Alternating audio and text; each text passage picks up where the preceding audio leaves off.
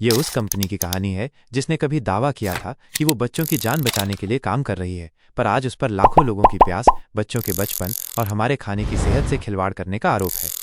ये वो ब्रांड है जिसने कई गांवों के कुएं सुखा दिए, चॉकलेट के लिए बाल मजदूरी करवाई और ऐसे प्रोडक्ट बेचे जो कई देशों में बैन हो चुके हैं। हम बात कर रहे हैं नेस्ले की, दुनिया की सबसे बड़ी फूड और बेवरेज कंपनी, जिसकी कहानी उसके प्रोडक्ट्स जितनी मीठी नहीं है। एक नेक शुरुआत। 1866 में स्विट्जरलैंड के वेवे शहर में फार्मासिस्ट हेनरी नेस्ले ने एक मिशन शुरू किया। उस दौर में यूरोप में शिशु मृत्यु दर बहुत ज्यादा थी। हजारों बच्चे मां का दूध न मिलने के कारण मर जाते थे। हेनरी ने गाय का दूध, गेहूं और चीनी मिलाकर एक फॉर्मूला बनाया जिसका नाम था फरीन लैक्टी। लोगों के लिए यह किसी चमत्कार से कम नहीं था। नेस्ले का लोगो, चिड़िया का घोंसला, भरोसे का प्रतीक बन गया। हेनरी का मकसद जान बचाना था, लेकिन 1905 में जब नेस्ले का Anglo Swiss condensed milk company के साथ विलय हुआ तो इसका मकसद बदल गया। ये सिर्फ एक प्रोडक्ट बनाने वाली कंपनी नहीं रही, बल्कि एक कॉरपोरेट मशीन बन गई जो मुनाफे के लिए दुनिया के हर कोने तक पहुंचना चाहती थी। इसके बाद 1938 में नेस्काफे इंस्टेंट कॉफी लॉन्च हुआ, 1947 में मैगी का अधिग्रहण किया गया और 1950 से 1970 तक नेस्ले ने दुनिया भर में फैक्ट्रियों का जाल बिछा दिया। अरबों डॉलर का कारोबार, करोड़ों ग्राहक और अनगिनत प्रोडक्ट्स। लेकिन जैसे जैसे कंपनी की ताकत बढ़ी, वैसे वैसे लालच भी बढ़ा और यहीं से नेस्ले के इतिहास का काला अध्याय शुरू हुआ। बेबी फॉर्मूला विवाद। 1970 के दशक में नेस्ले ने अफ्रीका और एशिया के गरीब इलाकों में अपना बेबी फॉर्मूला बेचना शुरू किया। कंपनी के सेल्स एजेंट नर्स की यूनिफॉर्म पहनकर माताओं को ये कहकर समझाते थे कि मां का दूध पुराना तरीका है, हमारा फॉर्मूला आधुनिक और बेहतर है। गरीब इलाकों में साफ पानी की कमी थी। दूषित पानी में फॉर्मूला मिलाकर पिलाने से बच्चे बीमार पड़ने लगे, कुपोषण का शिकार हुए और उनकी मौत होने लगी।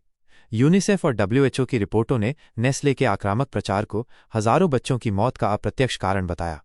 इसके विरोध में 1977 में दुनिया भर में नेस्ले बॉयकॉट शुरू हुआ, जो आज तक का सबसे लंबा उपभोक्ता बहिष्कार है और कुछ जगहों पर अभी भी जारी है। पानी का निजीकरण। 2000 के दशक में नेस्ले ने पानी के कारोबार में कदम रखा।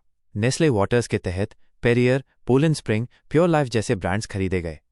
Michigan, USA 2001। नेस्ले पर आरोप लगा कि उसने कम पैसों पर लाखों गैलन भूजल निकाला, जिससे स्थानीय झीलें सूख गईं। भती दिलवान, पाकिस्तान। गांव वालों ने बताया कि नेस्ले के पंप लगाने के बाद उनके कुएं सूख गए। British Columbia, Canada. बिना पर्याप्त टैक्स चुकाए भूजल निकालने का आरोप लगा। कंपनी के CEO पीटर ब्राबेक का एक बयान सबसे ज्यादा विवादित रहा। पानी कोई सार्वजनिक अधिकार नहीं है, इसे एक खाद्य उत्पाद की तरह माना जाना चाहिए। इस बयान ने आग में घी डालने का काम किया। बाल मजदूरी और चॉकलेट।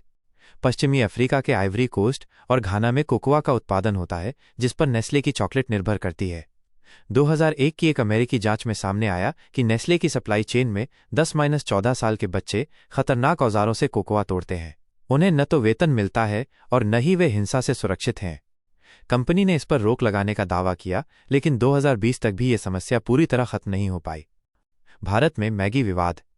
2015 में भारत में मैगी के लाखों चाहने वाले थे, लेकिन FSSAI ने इसमें तय सीमा से ज्यादा सीसा, लीड और MSG होने का आरोप लगाया। पूरे देश में हलचल मच गई और करोड़ों पैकेट नष्ट किए गए। नेस्ले ने अदालत में इसे चुनौती दी और कुछ महीनों बाद मैगी वापस आ गई, लेकिन ये सवाल आज भी कायम है कि क्या बड़ी कंपनियां मुनाफे के लिए हमारे स्वास्थ्य से खिलवाड़ करती हैं? आज नेस्ले अपने विज्ञापनों में किसानों की मदद करने, पानी बचाने और पर्यावरण की रक्षा करने का दावा करती है, लेकिन कई गैर सरकारी संगठन इसे ग्रीन वॉशिंग कहते हैं, यानी दिखावा, ताकि उनके असली बिजनेस मॉडल पर पर्दा डाला जा सके। नेस्ले की कहानी हमें एक आईना दिखाती है। एक तरफ स्वाद, सुविधा और रोजमर्रा के प्रोडक्ट्स हैं, तो दूसरी तरफ लालच, संसाधनों का बेहिसाब इस्तेमाल और नैतिकता से जुड़े सवाल हैं।